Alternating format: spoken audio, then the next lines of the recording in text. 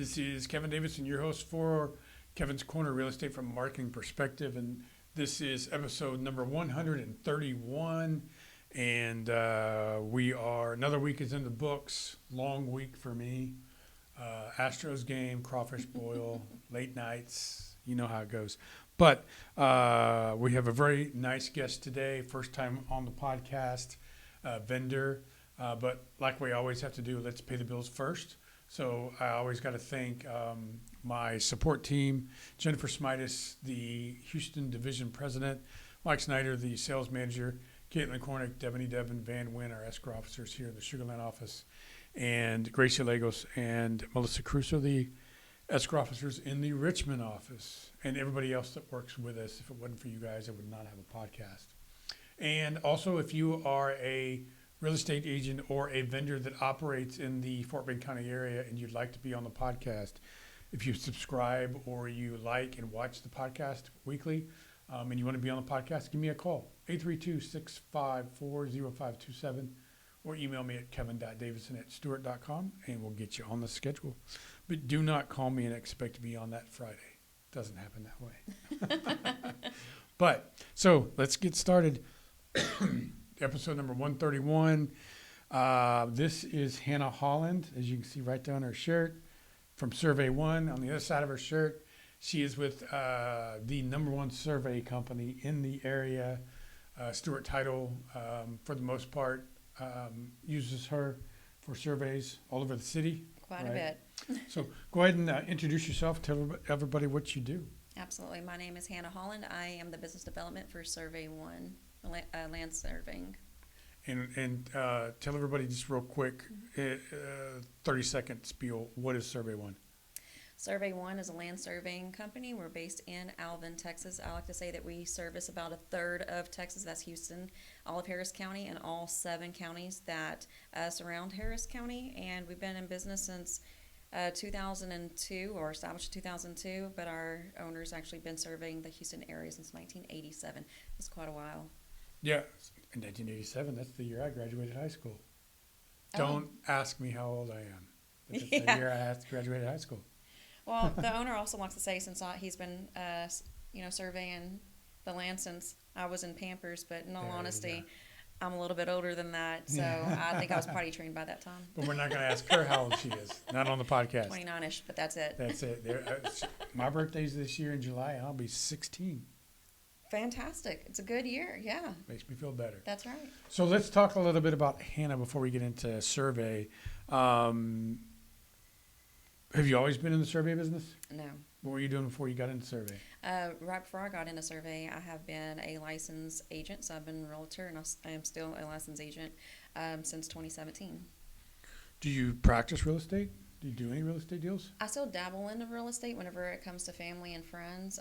Predominantly, I still refer out my business to other agents. If it's buyers, I get them with local lenders and get them pre-approved, hold their hands, and then I know them well enough to know who's exactly going to match up with them and all of their needs. I think that is very important because in this industry, it is very, relationship based and a great experience, and we want to have that. So I'm able to hand them off. And how long have you been an agent? Since 2017. 2017. So 9 years, 9-ish years, 10 years? Yes. Okay. And were you like a rock star before that? What were you doing before that? Oh, my goodness. So I don't even remember what I was doing before that. my background is actually oil and gas. Oh, okay. So since I was 19 years old, I have worked in oil and gas right after the Alsom explosion. I'm at BP. I've actually been at BP. I've been with a few overhead companies in the direct with BP. BP was divested with Marathon 2 years in with Marathon, and after their agreements, expelled from that, then they did massive layoffs. I was on the first one on that as a side operation scheduler. And wow. Yeah, but at that time, I was blessed in my life, and I was able to become a housewife, which I didn't do too well at. I did great at it. I just could not continue the conversations, with the walls. The walls did not want to speak back with me. So I asked my husband at the time if I could go ahead and get my real estate license. I just wanted to have some validation outside of the home. But I am like when you give a mouse a cookie. And so not only did I get my real estate license, I also had a tea house, a little restaurant. It's called the Tea House under the Oaks in Lake City. Do you still have it? No, I divorced in 2019, so we sold it to Rusca Cafe, Oh, which is okay. still there. Well, okay. Sorry to push that button. No, that is okay. It's certainly how we get here today. There you go. So then let's tell everybody, because not everybody really understands, and to be honest with you, I didn't at first. What is a survey and why do you need one? Absolutely. So a survey is going to be a visual map of your property, and it's going to identify your boundaries, your boundary lines, anything that really is on your land, whether there are any easements or if there's encroachments that needs to be identified. It's going to give you the measurements of your home or any structures that's on your land as well.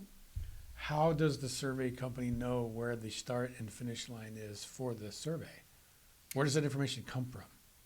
From the county clerk's office, or two places really. So the information is all located at the county clerk's office. This is all parts of deeds and information that is established there. But whenever we're working with agents and the title companies, title companies individually owned, were owned by attorneys, and you pull your own title commitments and your title policies. The title commitment is sent to the surveying company, and really what it is that whenever you pull a title commitment, this is all the information that you pulled about this particular property, but everything is in words, and you're like, hey, I need for you to go out and verify what this title commitment says, and I also want you to give me a visual of what this title commitment is supposed to look like. So that's when you get with the survey company goes out, they take that information, those coordinates, and they send that in to your drafters and engineers. And a mapper, and the mapper goes in, he goes, or she may go in and create those surveys. We'll put down anything that is important to know, such as, if there's any easements, pipelines, whatever may go through that, send that back to the title company, because the title company, this is how you're ensuring your title policy whenever it comes to surveys on that. How do we know?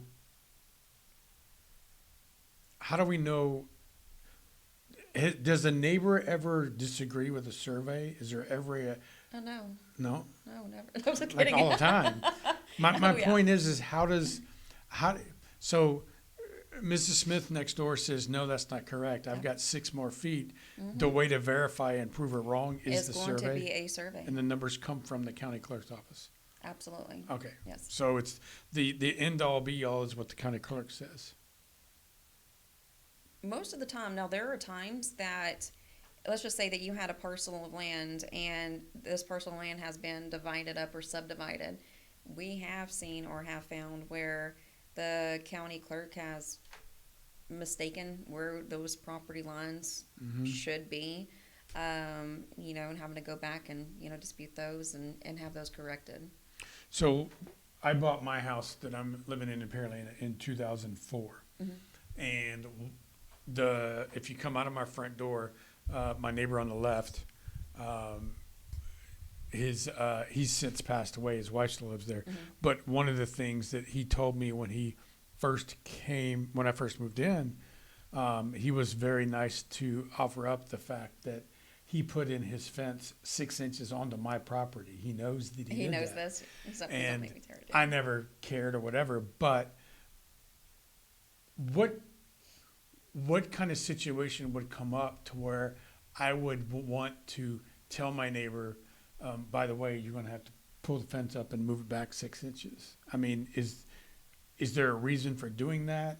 Was he legal in doing what he did? I never pursued any of that. I didn't really care at the time. Well, then you're a great neighbor. But Maybe. you know what? It also depends on, the kind of neighbor that you have, and also what areas. You're in the Pearland area, that 6 inches might not mean the world to you. It's not going to play the biggest factor, with your needs for your property. Get into River Oaks. Get into River Oaks where every inch counts. Yeah, because I assure you. Every inch is $15,000. Absolutely. And there's going to be legalities and big disputes over an inch and a half. Okay. So you've mentioned a couple of words. You mentioned easements, and there was one other one. Encroachments. Tell everybody what those are. Absolutely. So an easement is going to be a certain distance, usually down your fence line around your property, that utilities services has a right to go into like your backyard. They'll stay along that fence line. So if you have a 5 foot easement or an 8 foot easement, an 8 foot will allow them if there's any sort of heavy equipment or anything that kind of needs to get through there. And that really depends whether there's power lines, fiber optics, whatever it may be that your house is backed up on, or it could be 5 foot. Just allow them the right of way or the rights to have access to your property. And then an encroachment. Yeah. Now, an encroachment is going to be such as, the fence line, whether you're leaning more on the neighbor side of the property or if they are leaning on your side of the property.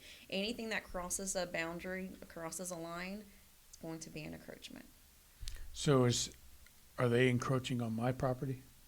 Is that how it's If he's worded? 6 inches over on your side, he is encroaching on your property. Wow. So if you're watching this, neighbor, next time you yell at me about my yard, Get ready to move a I'm fence. going to call her. I'm sicker on you. That's right. Excuse me, ma'am. Check this out. No, my yard's immaculate. But, okay. And if you have a survey of your property, is that survey good for life? No, that survey is not good for life. Okay, why is that? Well, for the biggest reason is because your RPLS, who oversees all of the jobs, and he or she, certainly the person who is going to go to courts, they keep records of all of the surveys. When they pass, you cannot go to court with an Ouija board. So it's not going to be lifetime. Also, you may have had a survey 10 years ago. Since then, we've had not houses, but we've had fences blown down by barrel. Things do change. You can have a survey, and certainly if you're coastal, you do have erosion. There you go. Things are always going to change like that. And do you have to get a new survey every time the house is sold? This is kind of like that little tricky kind of question, and let me clarify this. I didn't mean for it to be tricky. No, it's okay. I say yes, and I think that's a big reason why Survey One hired the right person. I've always been pretty passionate about surveys and my transactions. I want my buyer to have a new survey. The nerdiest way that I could possibly say this is you would never go and purchase a used vehicle without first checking the Carfax. Would not understand why you would allow yourself or anybody else to ever go and purchase such an investment without first checking your boundary lines and if there's any encroachments. And because these are issues that could be taken care of and resolved before the closing table. Everything's always negotiable before closing. Okay. And then is it often that disputes end up in court?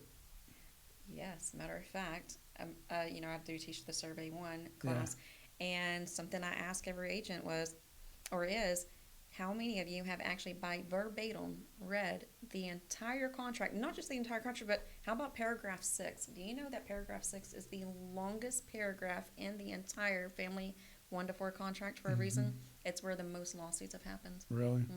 Wow. So pay attention to that. Pay attention. Paragraph 6. That's right. That's right. So let's talk about you in Survey One and the way so your target market is real estate agents, right? My target market are the title companies and my title partners. Okay. All right. Title companies.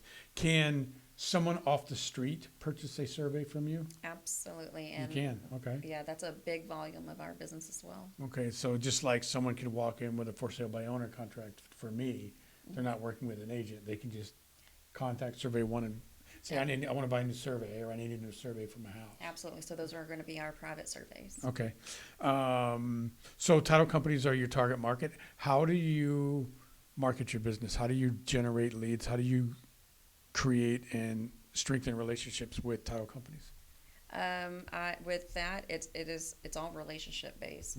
I go in, establish relationships with our title partners, and then from there, it's also customer service. Once you're kind of known and with the customer service that is also provided, I like to say that we put the 1 in Survey One for a reason. We are known for our laminated surveys that's printed in color, and then We hand deliver our surveys. We do not overnight. We do not USPS these. And today I actually dropped off a survey. I went to go drop off a survey, and here's what's immaculate about our customer service. I went in to deliver a survey, and she just said, "This file has been transferred." Well, who was it transferred to? What title company? So that we can still continue to follow up. Because if she delivered this or transferred this survey that has your title company that's listed at the top, well, that's not the title company that's closing this now. Right. So we need to connect with you. We're going to need your commitment so that we can update that. Mm-hmm. Okay. And not assume that it's an existing survey. So, and she does deliver because she's in this office. Both of my offices a lot. So, I put a lot of miles on the vehicle. She lives in an area where I live on the southeast side of town. She doesn't live over here in the Fort Wayne County area. So, we do both drive a lot. So, what else do you do? Are you, you said you mentioned you teach a class? Yes. Okay. Survey 1, that's for CE credit? It is a CE approved 1 hour credit. All right. And you teach for title companies? Yes. Yeah. I teach at title companies. Yeah, for agents. It's for agents, and I just also see, so whenever I came into real estate, I came in with Keller Williams, and something that I definitely value was their core values, and it's called win-win or no deal, and you always come from contribution and always add value to others. Mm-hmm. So when creating this CE course, not only did I have a realtor's perspective in this so that you leave with value, but the way that it was set up and established, it's not connecting just with agents and brokerages, whatever it may be. I am always going to have my title rep connected with this because it's the title company that markets to realtors. Mm-hmm. And of course, my relationship is with title companies themselves. So if we're able to go in and set up a class, I really like to host those at the title companies, and there's a reason for that as well. I want my escrow officers to come in and introduce themselves and put a face to a name and a face to a business card. Because what I have known from my own personal experience is I have never said, oh, well, we're just going to close at Stewart Title. With who? Doesn't matter. It matters to me because the entire experience from getting a pre-approval to the closing table and well after is very crucial with that experience. And so I want to make sure that who I have that business relationship with is not going to be someone who's just like, oh, well, here's, just add that to it. Yeah, it's a personality connection. You're trying to connect the right personality together. Exactly, it's connecting. So I feel that it benefits the title company. I'm adding value there. We're adding value to the agents, and if there's new agents or just agents who has never connected with somebody in that title company, now they have, and they're able to build rapport, and they're able to build a relationship. They know that there's someone who they're able to ask questions with and trust their clients with. So you basically knock on title companies' front doors. Go introduce yourself, and sometimes I don't even knock. I'm here. Surprise! Stop what you're doing and give me 10 minutes. Right. So, are you on social media? I am on social media. What platforms? Still on Facebook. Only on Facebook? I know. We gotta change that. Y'all, for a millennial, I'm the elder of the millennials, even though my son does call me a boomer, and I'm not. You're really a millennial, really? I'm the elder of the millennials. Wow. Yes. So you're now we don't want to talk about that. Which basically means that I'm cool, but I still can't work a remote control. Exactly. Yeah. Son, can you turn the TV on for me, please? That's what happens. Mom, it's these buttons every single time. So we got to change that. We need to get you on Instagram, LinkedIn, YouTube, and Google My Business. I do. As a matter of fact, I need to take that Google My Business page or Google My Business again with you. That was such a phenomenal course. Matter of fact, that's whenever we met over at Stewart and Pearland, and I was just going, this was absolute gold. But the thing is, and we all know, you can give all of the gold to somebody, and if you're not going to utilize this and actually go and put this into action, it becomes useless. Yes, I do need to do You're this. preaching to the choir. Yeah, I mean, that's the fight that I have with agents every single day. Right. I tell them half the battle is getting the platform, the other half is using it. Right. If you don't use it, it doesn't matter. Right. I tell agents all the time. I ask them. I say, "Do you have a website?" Yeah, I do. Really, what's your URL? Well, I'm on the HAR website. So no, you don't have a website. You don't have a website. You have a landing page on somebody else's website. Yeah, that's right. So then they go and they get a website. And then 6 months later, they call me and they say, Kevin, I did what you said. I got a website. It's a sales tool. It's pretty cool. But I still can't find myself on Google. Mm-hmm. And so my first question is always, when was the last time you posted fresh new content on your website? Well, 6 months ago when I bought it. There's your problem. That's it. You have to put new stuff on it too. You can't just get it and just leave it there. Right.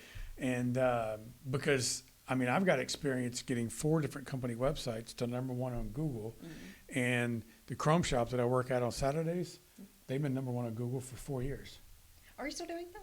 Every Saturday morning. That is so awesome. Saturday from 8 to noon every Saturday. Wow. So, but yeah, in most cases, if you go to Google and you just type in chrome plating Houston, mm-hmm. Speed and Sports, the first one that comes up. That is so awesome. So, and I didn't have an outside vendor or a marketing company get me there, because you'll get, and I'm not trying to bash marketing companies, because I have a couple of friends that are out there. So, hi Alicia, sorry, but if a marketing firm calls you and tells you, hey, I noticed on Google that you're not on page 1, we can get you there in 6 months. Mm-hmm. No. First of all, it's a lot longer than 6 months. Second of all, anything that you're going to pay them to do, I can show you how to do it. If you just do it consistently, it's the same thing. Right. And it takes about the same amount of time. Mm-hmm. And to be honest with you, all it is, which is what I've already said twice already, fresh new content on your platforms. Post to social media, Facebook, Instagram, and LinkedIn 3 times a day if you can. Website, once or twice a week. Google My Business, once a week. It's all you have to do. Okay? If you can do that consistently, sooner or later, Google will start moving you up the rankings. Mm-hmm. And going from the bottom of the barrel to page 3 or 4, 6 months. From page 3 to page 1, mm-hmm. got another year. Because everybody that's on page 1 and 2 and 3 are doing what you, exactly. Yes. So it's a lot harder fight when you get to the top. But once you get there, if you keep doing what you did to get there, mm-hmm. you'll stay at the top. And we've been number 1, like I said, for 3 or 4 years. And I took 2 property management companies' websites to number 1 as well. Wow. All it is just content. Right. Content and consistency, Mm-hmm. right? Exactly. And when someone says, well, I don't have enough content, yeah, you do. You just don't know what you're doing. Because every single thing you do in your real estate business every day, everything you do every day, everything I do mm-hmm. is postable. You're right. And I think that a lot of times, and that's including myself as well, saying, oh, well, I don't have enough content. There's always plenty of content. What you don't have is time blocked in this on your calendar, because you don't time block this on your calendar. If it's not on your calendar, it doesn't exist. Yeah. That's the issue. So it's like all of the time you're spending scrolling Facebook, you can actually be creating content and posting Facebook. You don't have to look for somebody else's idea, to R&D, unless you certainly just come across that, right? Well, you can use other people's content that they've done for ideas for your content. Absolutely. Just don't copy theirs. But, I don't spend a lot of time creating content. Mm. My content is in the heat of the moment. Right. What's happening right then. Mm-hmm. I just take pictures, or I do a video about it real quick. And so I can post to 2 different platforms using my cell phone in less than 2 minutes. In 8 different places on those 2 platforms in less than 2 minutes. Wow. So when people say, I don't have time to do all that, I'm like, no, either you don't want to learn or someone hasn't taught you how to do it. One or the other. Knowledge is key right there, and you're learning it. And that's the 2 biggest challenges I get with real estate agents. I don't know what, and I don't know how. You know what? At least they're admitting this, because. But the thing is they're on social media all the time, scrolling, like you just said, looking at everybody else's content, and then they look at me and say, I don't know what to post. You just saw it on the social media. So, but I could look at your social media and see that you posted your happy hour, which is being sponsored by industry partners, mm-hmm. but you don't have time to post something that's mm-hmm. of value, right? If you go to a meeting, if you have a listing appointment, if you go to HAR to buy signs, if you have lunch with a colleague, if you come to one of my classes, you do my podcast, you go to your office, you deliver surveys, every single one of those is a separate post. Absolutely. Every single one of those. And what people that are looking for the expert in the industry, what they're looking for is all that. If you're a listing agent and the only thing that I see online with you is houses you have listed, Yeah. and I want to buy a house, that does nothing for me. Right. So if you have all kinds of content showing you in all different aspects of the industry and doing things and learning things and working with people, all this stuff, now I'm like, she looks like she knows what she's doing. She looks like she's been around for a little while. Absolutely. And if you haven't been around for a little while, but you've been doing that, you're an expert.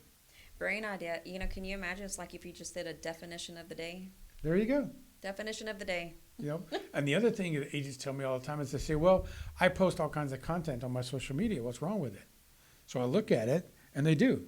They got this one post about market statistics and one post about this and one post about that. And I say, well, what's the one thing that's wrong with that post? And they usually just look at me like they don't know what I'm talking about. I say, that information is coming from somebody else, not you. You're So not who's the expert? Right. They are. Yeah, So why would I call you when they're the ones giving me the information I need? that is true. So if you see content out there from somebody else or from HAR or Realtor or the internet or whatever, and you think it'd be really good for your sphere, just redo it in your own words coming from you. Absolutely. It's the same content. Right. No one's going to know the difference, and now you are the expert. Just look at her smile. She's like, "That's pretty damn That's cool." because he gets my mind just going in this creativity, and Yeah. I love it. I've been doing this just for a little while. So, what is, in the last few minutes that we have, what if someone contacts you and says, "I need to get a survey"? What's that initial conversation look like? What can they expect to hear from you, and what kind of questions would you ask them? So the first questions that I ask whenever someone texts or calls me and asking for a survey is this for a pre-listing, like you're just doing this for due diligence? Is this a contract that's already submitted and it is an open contract? If so, is it at the title company? Who is the title company? Or is this just for personal use? So I really want to distinguish what the use of it is for, because that's really going to determine whether we're going to go ahead and just submit the information for a quote, for a personal quote, or if we're going to submit an email and include the title company, because there's certainly much that we need from the title company, such as the title commitment. Okay. And without getting into pricing, do all surveys cost the same? No, not at all. Okay. So currently, our lot and block starts at $475, which is pretty competitive at the moment. It's going to go up from there, and that depends on what kind of survey. So you have so many surveys: lot and blocks, meets and bounds, altas, topos, whatever it may be. Whether it's residential, commercial, with the location of the property, how accessible the property is, how much is on the property. You can have two rural areas, which are both meets and bounds. Both of them are 5 acres, but one just has maybe a home and a garage, and the other one has a home, a garage, a stable, a barn, a pool, and more to calculate and to measure. It's going to be more for the second property than the first. And when someone contacts you needing a survey, how long does it usually take before the survey can get done? We have a really awesome turnaround time. Our turnaround time is about 3 to 5 business days. There's times, but it depends. I mean, if it's bigger acreages and stuff, it might just take a little bit longer. But from the time that it is paid or ordered, we have our crews out there the next business day. Okay. And then once the survey is done, how does the customer that ordered it, how do they get that? Where does it go from there?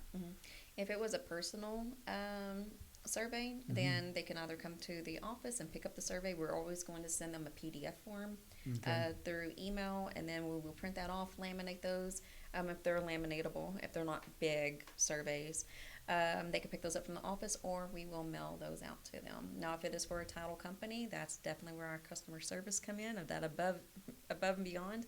And depending on which marketing rep and which area it's in, it's going to be put into a nice basket for us that we go in every single morning, and that really determines my route for the day. And we're going to hand deliver those to our escrow officers. And how many? What? Not well. How about on average? How many surveys do you deliver a day? On average, and that's going to depend whether it's winter or the summertime. Mhm. Currently, I probably deliver about 20, 25 surveys a day. Wow. There's a lot. We get about 60 to 80 orders And a day what for surveys. are you the only Survey One rep in Houston? No, there are three of us, and Three. this big, massive land, we actually divide this out. So we have Amanda Wilkie, and she's going to go straight up 45 over west, all the way over to Katy, Hmm. and Cinco Ranch. Goes up Montgomery and Waller Hmm. County, and then we have Kyla Higginbotham, and she's going to take 45 to the east and go all the way out Liberty Chambers. And then there's me. I have Beltway 8 from Deer Park all the way here to Sugar Land, and then we're going to go straight down the rest of Fort Bend County, Brazoria, and Galveston County, Wow. and the islands. That's a lot. It's a lot. Who does West Columbia? I do. Okay. Who does Wharton County? We do not touch Wharton County. It's one of our counties. It's Okay. only the start of Fort All right. Bend, so. But you can't do West Columbia. Mhm. Okay. Because we have clients out there. Oh, All right. goodness. So, yeah, do you know who Bridget Hensley is? Bridget Hensley, no. She's got a large team down there in West Columbia. Oh, fantastic. I I need do to not know too introduce many agents in the West Columbia area, so Need to introduce you to some people down there. absolutely, that'd be Yeah. great. Okay, so is there anything else you'd like anybody, agents, regular people that are watching the podcast need to know about either you or Survey One? What you need to know about us is we're definitely going to provide that quality work and customer service for you and your clients. Again, we put the one in Survey One for a reason. The years that I have been an agent, I have always utilized Survey One for our survey. So again, whenever they brought me in 2024, I like to say that they definitely hired the right person. Pretty passionate about surveys. Mm-hmm. They've definitely helped me out with several of my deals whenever it came to surveys. Definitely have some amazing stories with those. Another podcast. A whole nother podcast. So we definitely look forward to, being part of y'all's transactions. And how does either the everyday normal client or real estate agents, how do they get a hold of you? They can contact me by phone, so I have a lot that text me or call me. It's 817-507-6869, and then email me. I'm Hannah, HANNAH at survey1inc.com. Okay, give them the phone number one more time. That is 817-507-6869. Hannah Holland, everybody, Survey One. Hannah Holland. This is the survey company that we use here at Stewart Titles. So if you need a survey, if you have any questions about surveys, if you have questions about your property, the survey boundaries that are the accurate, anything of that kind of thing, she'd be happy to help you and might even deliver it for you. Possibly so. And I always like to say it's always so nerdy as well, but my little motto is I put the land in Holland. Wow, I never heard that before. That is kind of corny. Wait for a billboard. Yeah, really. Doo-doo, doo-doo. All right, guys. Episode 131 of Kevin's Corner, Real Estate from a Marketing Perspective. Again, I want to thank Hannah Holland for being on the show today. Thank you to Jennifer, Mike, Caitlin, Devaney, Van, Gracie, Melissa, and everybody else that works for us. I can't believe I remember everybody's That's names. amazing. Hey, Gracie. Yeah, hey Gracie. For the support. Again, if it wasn't for you guys, I wouldn't be able to do it. If you want to be on the podcast, 832-654-0527. You guys have a great weekend. Until next week, we'll see you next week. Bye. There you go.